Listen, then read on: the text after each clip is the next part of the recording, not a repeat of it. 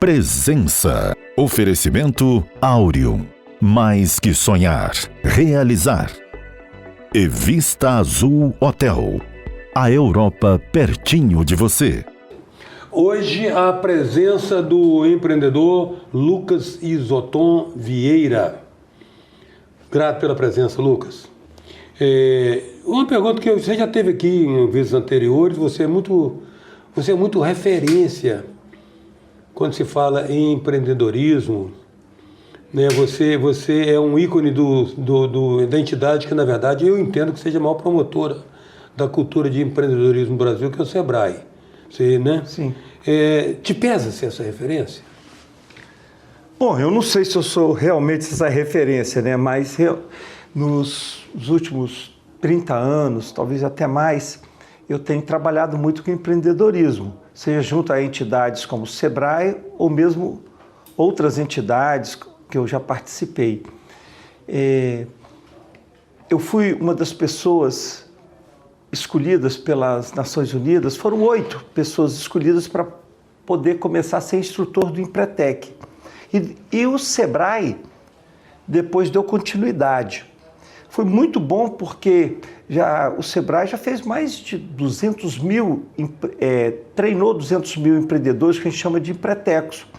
Eu cheguei a lançar uns 10 estados diferentes, fazer essa primeira palestra de conscientização. Então, tem uma equipe muito boa, o Sebrae está de parabéns.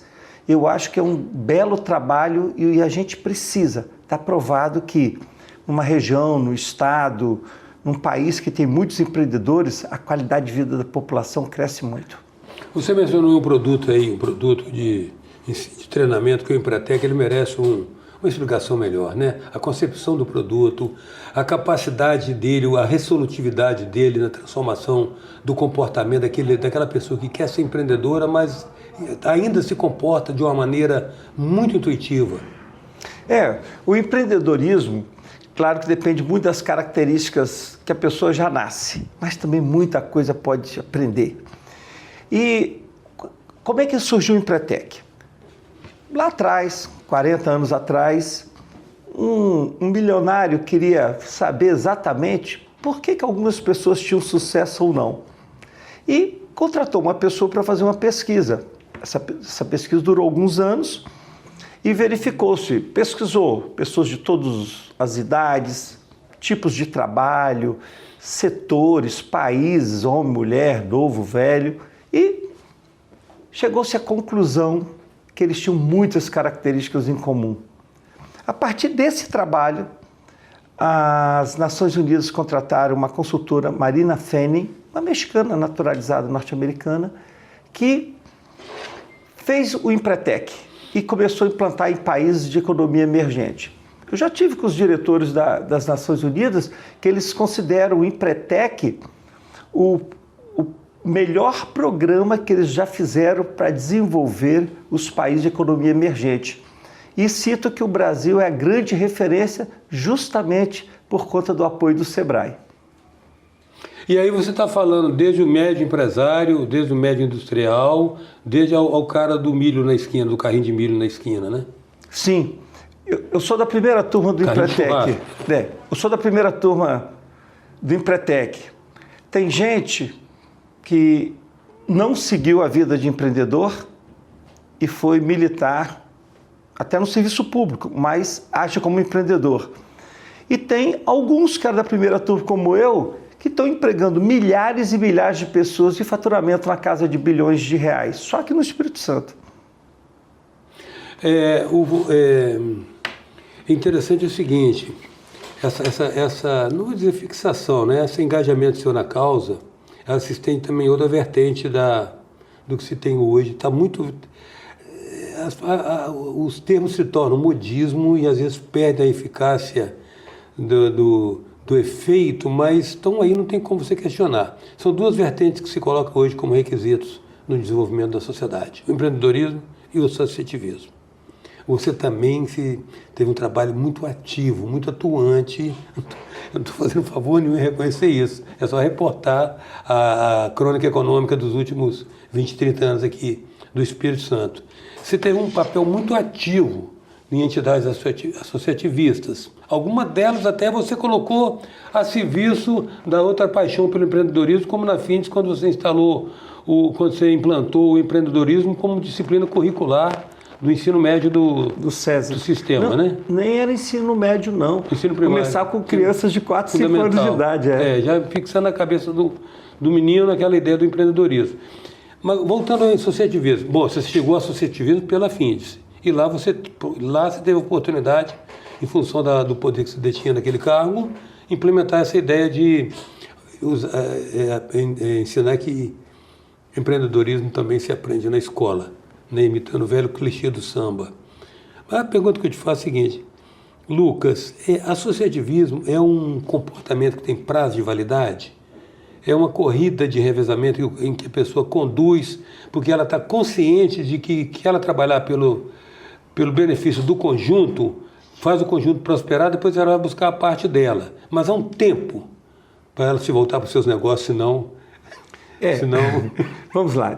Tudo na vida tem que ter equilíbrio. Tudo em excesso não é bom. Eu diria que os empresários que trabalham no associativismo, eles têm que saber regrar e chegar no seu ponto de equilíbrio. Por exemplo, o empresário que tem sócios, tem família trabalhando, ele pode se dedicar mais ao associativismo. Aquele que ele é sozinho, não tem sócios, não tem a estrutura familiar ou não tem uma equipe boa, ele tem que trabalhar menos, porque senão seus negócios vão ser prejudicados. Eu confesso que no meu caso mesmo, eu acho que eu exagerei no associativismo. Eu cheguei a largar um pouco não muito, meus negócios, que durante muitos anos eu trabalhava 60 horas por semana só para o associativismo. Ou seja, como dirigente voluntário, sem remuneração e pensando na coletividade. E quando a gente fala associativismo, fala associação de pessoas com o mesmo fim. Quando a gente fala em cooperativa, é cooperação, pessoas que se juntam também para o mesmo fim. E é muito bom, também está provado que junto com o empreendedorismo, onde o associativismo é forte, também aumenta a qualidade de vida da população, porque as empresas ficam mais fortes. O que pode ser, voltando ao empreendedorismo, o que pode ser considerado pecados mortais no empreendedorismo? Bom, você não quer que eu fale o que tem que fazer, eu falo o que não pode fazer. O que não pode fazer. Então, mas faça a pessoa gravar. Então vamos lá.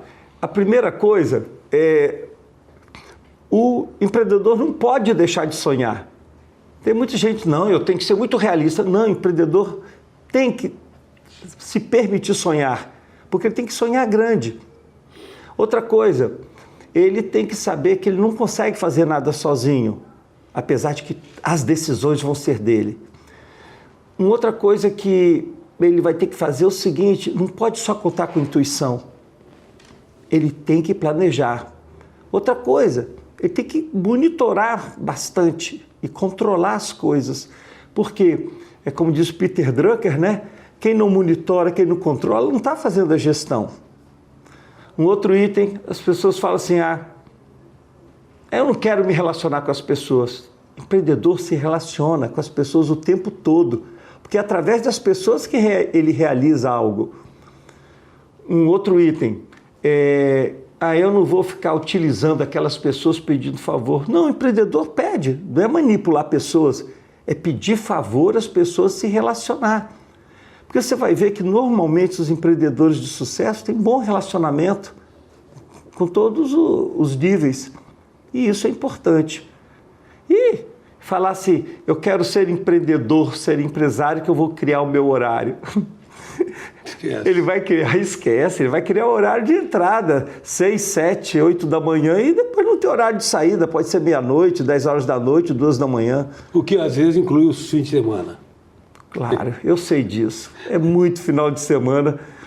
Eu até, vamos assim dizer, eu me penalizo porque eu podia ter dedicado, até para minhas filhas, quando eram crianças, passar mais o domingo com elas, mas eu passava normalmente o domingo, ia para uma missa 7 horas da manhã, 6, 7 da manhã, depois ficava até 6 da tarde trabalhando na fábrica, sozinho, eu e vigia. E férias de 30 dias?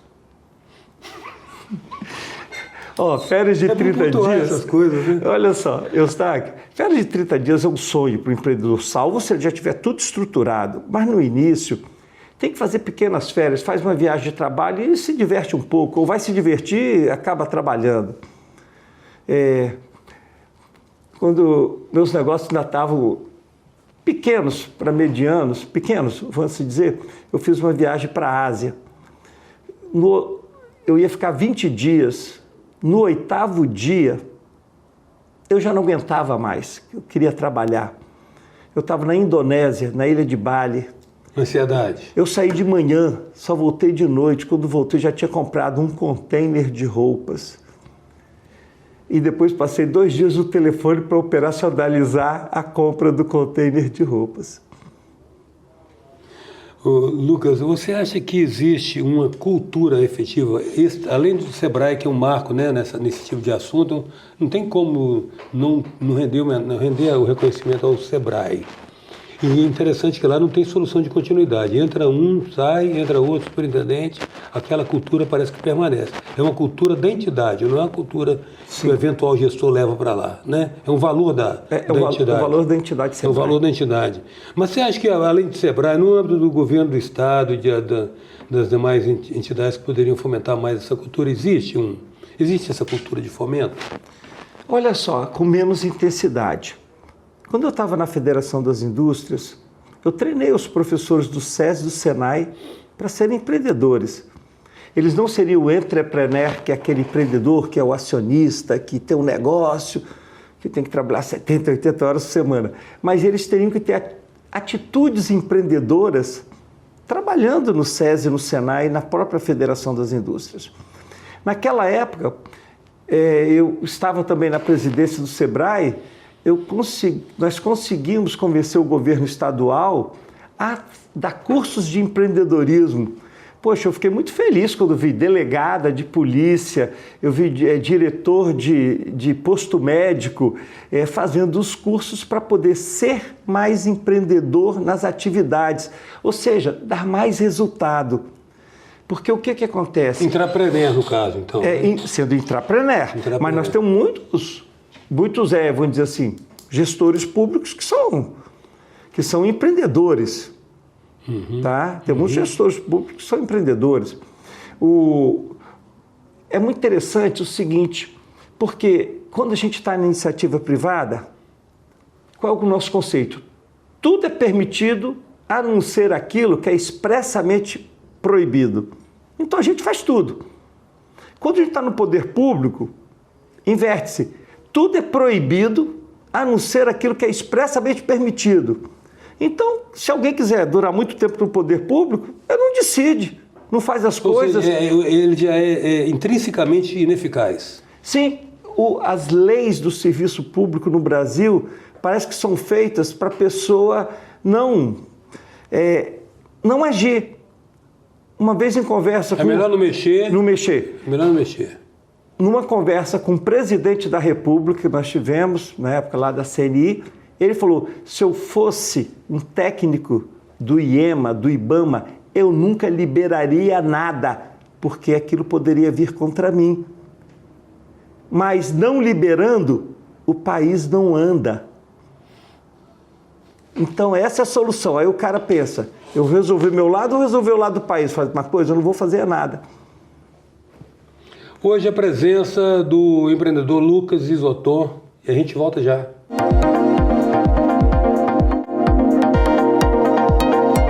Voltamos com a presença do empreendedor Lucas Isoton Vieira. Lucas, nós estamos ainda falando de empreendedorismo, que é um assunto que a gente acha sempre pertinente reiterar. Uma vez empreendedor, o cara nunca deixa de ser empreendedor. Tipo assim, mesmo que o cara seja empreendedor, ou esteja caminhando, esteja bem sucedido, quando ele vê que surge uma oportunidade de negócio, dá uma coçadinha. Olha, eu tenho amigos meus empreendedores que quando eles dizem que vão se aposentar, eles continuam formulando estratégias para a expansão dos seus negócios, que quando o empreendedor diz que vai se aposentar, porque ele está passando para um filho, passando para sócios, mas ele vai para o conselho de administração. Ele continua sendo empreendedor, ou ele fica piruando mesmo, dando ideias. É muito difícil Parece até história de jogador de futebol. O jogador de futebol trabalha 11 meses, treina jogando.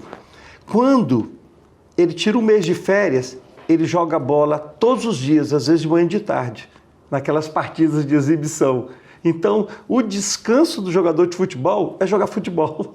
No fundo é fazer o que gosta. É fazer o que gosta, porque o empreendedor, quem não gosta de ser empreendedor, ele vai desistir no meio do caminho.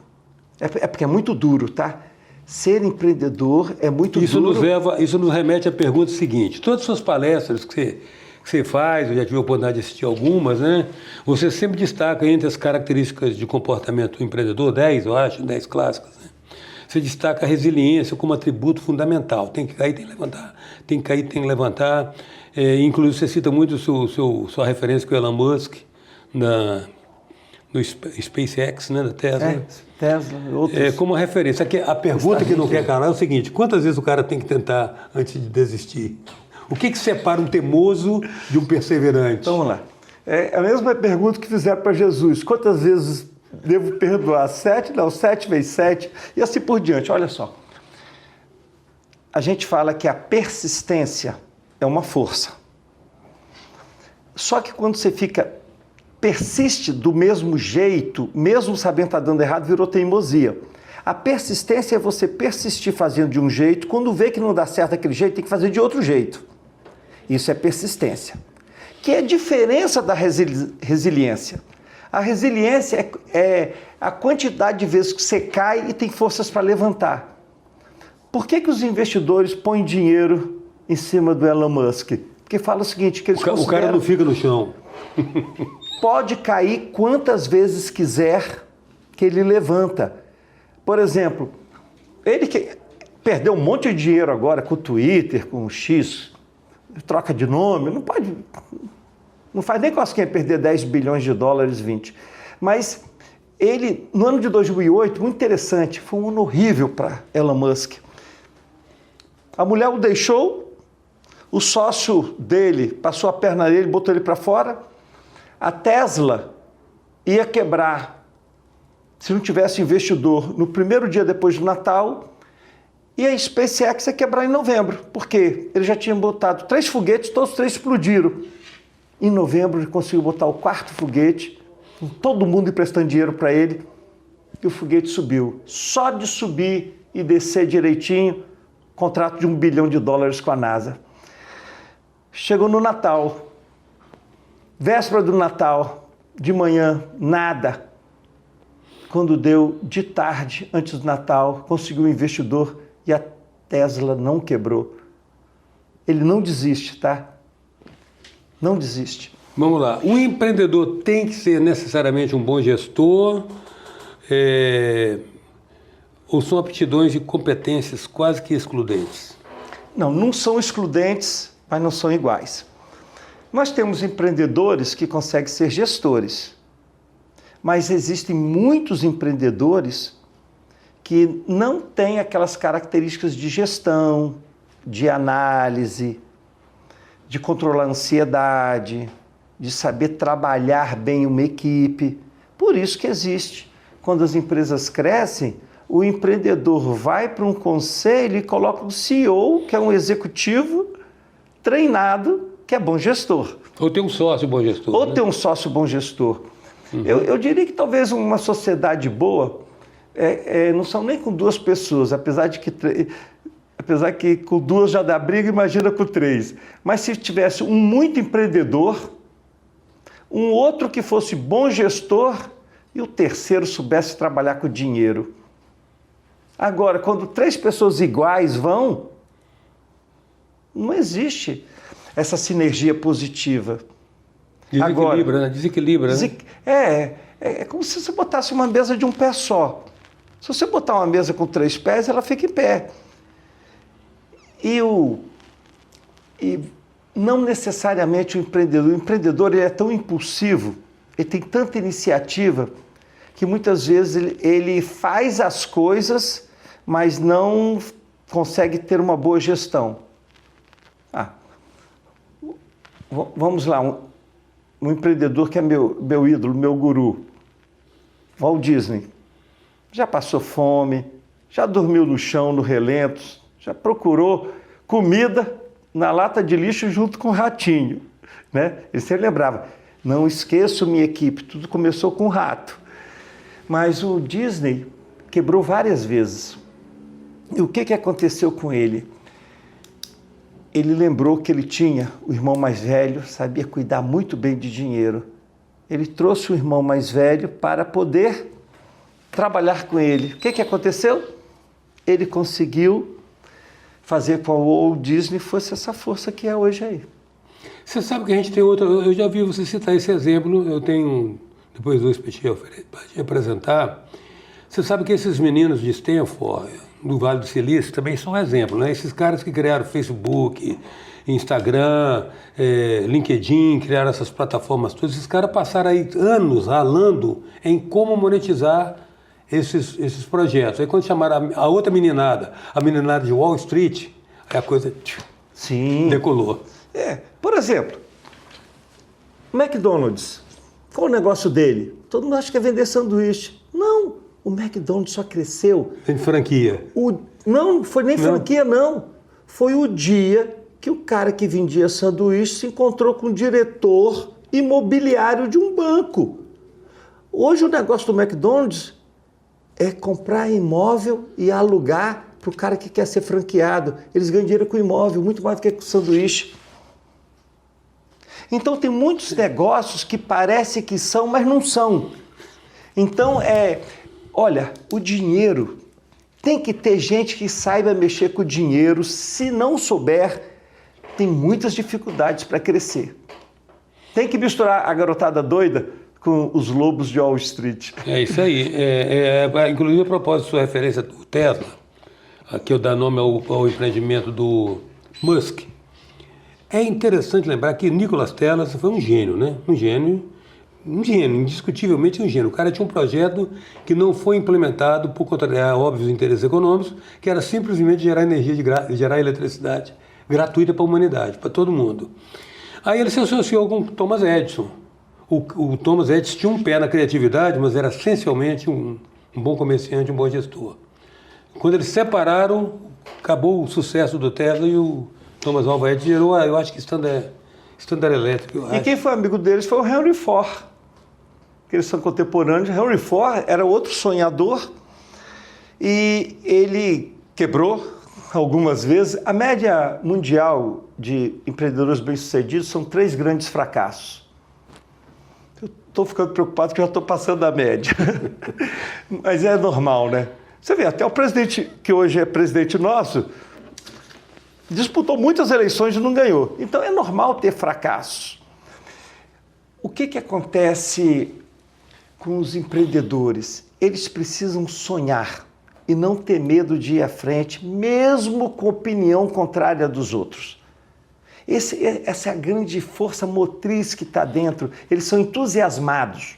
Mas é sobre isso também que eu tenho um outro questionamento, né? Que você descreve essa questão do sonho, da resiliência, que é uma característica até facilmente descrita e explicável, mas muito difícil de ser exercida. Como é que lida com a angústia, com a decepção, com as avaliações às vezes injustas, ou mesmo cruéis dos parceiros quando o empreendimento enfrenta turbulências? Olha, eu não conheço nenhum empreendedor que não tenha passado por turbulências. E aqueles que não têm força interna, não conseguem resistir, eles param de empreender. Os que têm força interna, têm entusiasmo, têm resiliência para levantar, têm persistência para continuar, para trabalhar como um burro de carga, esses vão em frente. Agora, eu diria até que o povo brasileiro tem uma visão equivocada do empreendedor. Quando você fala... os próprios governos e as universidades estimulam o estudante universitário a achar que o empreendedor é um predador. Eles estimulam todo mundo a fazer concurso público, para ser funcionário público. E parte do funcionalismo público tem uma visão equivocada em relação ao empreendedor. Acho que eles deveriam até lembrar que são os impostos dos empreendedores e do consumidor é que movem a máquina pública. Não perceber que essa conta não fecha, né? Se Sim. todo mundo for para o setor público, se todo mundo for para o setor Quem é que vai gerar recursos para poder ter o setor para público? financiar o setor público? Não, e outra coisa, tem algumas coisas que não bate. Como é que eu quero trabalhar menos e ganhar mais? Essa conta não fecha. Não existe almoço grátis. Não, a vida... Olha, eu comecei a ter meus primeiros negócios, vamos dizer assim, se contar minha experiência empreendedor de criança, comecei a vender refresco na feira com 10 anos. Minha primeira empresa formal, com meu nome no contrato social, foi há 43 anos, 1980. Mas eu, antes, há 45 anos atrás, quando eu estava me formando em engenharia, sem nem ter completado o curso, eu já trabalhava numa empresa que eu ganhava participação nos resultados. Eu trabalhava de 6 da manhã às 11 da noite. Inclusive sábado e domingo, porque eu tinha participação no resultado. Então, no fundo... Quanto mais... Eu era empreendedor. Naquela época, eu era o intrapreneur. Sim. Depois, eu vi que era aquilo que eu queria mesmo. Viver correndo riscos, viver às vezes angustiado, ansioso. E um dado interessante, Eustáquio. Pesquisas mostram que de todas as profissões, a mais infeliz é a do empresário. Fizeram pesquisa com mais de 100 mil pessoas e elas respondiam tudo na vida, tudo que tinham. E algumas perguntinhas assim, qual o seu nível de felicidade? E a outra, qual a sua profissão? Quando cruzaram, qual era o grupo mais infeliz? Os empresários. Qual era o grupo mais feliz de quem já trabalhava? O estagiário. Por isso que às vezes eu fico pensando, ô tempo bom que eu fui estagiário. Agora, Lucas, você acha que nossa estrutura... você acha que o Espírito Santo oferece muita oportunidade para o espírito empreendedor? Ou o empreendedor não espera que se lhe ofereçam oportunidade, ele as encontra ou as inventa? Existem frases célebres disso aí. Quando não me dão um caminho, eu encontro esse caminho. O que acontece? O Espírito Santo é um estado que eu tenho muita confiança no seu crescimento, em tudo. É um estado saneado. Eu diria que nós temos grandes empresas que são de commodities, que graças a Deus elas existiram, mas nós precisamos agregar valor. E tem muitas oportunidades. O Espírito Santo tem 1,9% da população, mas tem 2,6% das empresas do Brasil. Então nós temos mais empresas. Hoje no Espírito Santo nós temos, se não me engano, 530 mil empresas no Espírito Santo, onde quase 400 mil são MEI. O MEI, que é o microempreendedor individual, ele só pode ter no máximo um funcionário. Ele é um empreendedor. Nós temos aquela escala MEI, micro, pequeno, médio, grande e o super grande. Então eu acho o Espírito Santo, ele só tem um problema, que também é um problema de todo o Brasil: o acesso a crédito é mínimo. Ninguém empresta dinheiro para quem precisa de dinheiro. Os bancos, até mesmo os públicos, só emprestam dinheiro para quem demonstrar que já tem dinheiro e pode garantir. O banco adora um CDI, né? O banco adora um CDI ou uma Selic. Lucas, eu quero agradecer muito a sua presença. É sempre inspirador a gente estar conversando desses assuntos e permitindo compartilhar com o nosso público esses conceitos de associativismo e de empreendedorismo. Congratulo com você e te agradeço muito. Eu que agradeço. A presença hoje do empreendedor Lucas Isoton Vieira. Até já. Presença. Oferecimento Áureo. Mais que sonhar, realizar. E Vista Azul Hotel. A Europa pertinho de você.